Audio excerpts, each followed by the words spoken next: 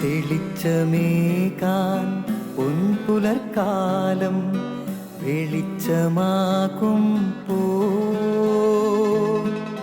നുറുങ്ങുവെട്ടം പക്ഷിപരാഗം തെളിച്ചു കാട്ടും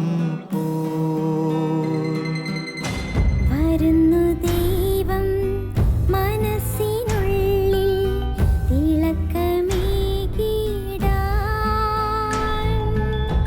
തരുന്നു ധ്യാന പ്രകാശമാർക്കും വിളക്ക് വയ്ക്കുമ്പോൾ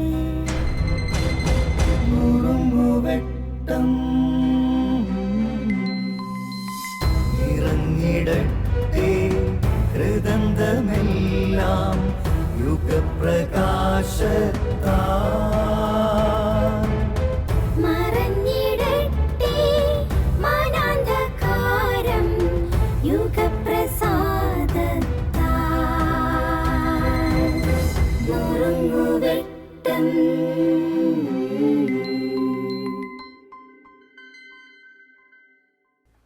സ്നേഹമുള്ളവരെ, ഒരു പേർഷ്യൻ കഥ ഓർത്തു പോവുകയാണ് ഈ സമയം. ഉണ്ണിയേശുവിനെ സന്ദർശിക്കാനായിട്ട് കടന്നു വന്ന പൂജ്യ രാജാക്കന്മാരെക്കുറിച്ചും ആട്ടിടയന്മാരെയും കുറിച്ചിട്ടുള്ളതാണ്.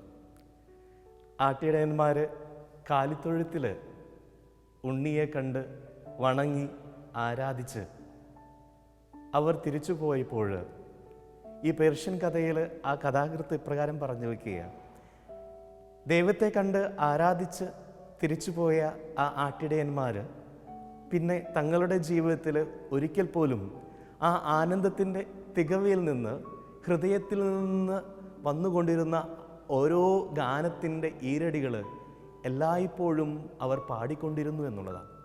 ജീവിതാന്ത്യത്തോളം ദൈവത്തെ സ്തുതിച്ചുകൊണ്ട് അവർ ആഹ്ലാദത്തോടെ, കൃതജ്ഞതയോടെ സ്തോത്രഗീതങ്ങൾ ആലപിച്ചു കൊണ്ടിരുന്നു എന്ന് കഥാകൃത്ത് എഴുതി വയ്ക്കുകയാണ്.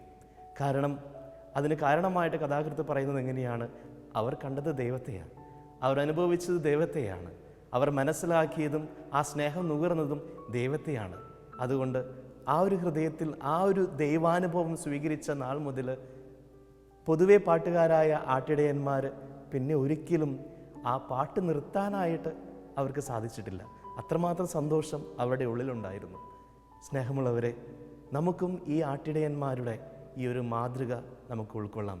എൻ്റെ ദൈവത്തെ എൻ്റെ ചുറ്റിലും ഞാൻ പങ്കുചേരുന്ന ദിവ്യബലികളിലും കാണുമ്പോൾ, അനുഭവിക്കുമ്പോൾ അവൻ നൽകുന്ന സന്തോഷം, അതിൻ്റെ തികവിൽ നിന്ന് എൻ്റെ ഹൃദയത്തിൽ നിന്ന് കൃതജ്ഞതാ സ്തോത്രഗീതങ്ങൾ ഉണ്ടാകട്ടെ. എൻ്റെ ജീവിതം മുഴുവൻ അവന് വേണ്ടിയിട്ടുള്ള ആനന്ദ ഗീതങ്ങൾ, ആനന്ദത്തിൻ്റെ മനോഹരമായിട്ടുള്ള ഗീതങ്ങൾ എന്നിൽ നിന്ന് നിർഗമിക്കട്ടെ.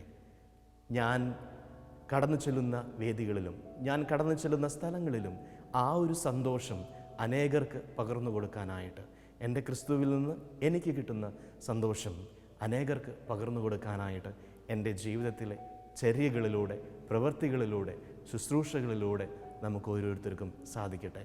അങ്ങനെ സന്തോഷത്തിൻ്റെ ഒരു ആത്മീയ ജീവിതശൈലി നമ്മിൽ ഓരോരുത്തരും രൂപപ്പെടുത്തുവാനായിട്ട് നമുക്ക് പരിശ്രമിക്കാം.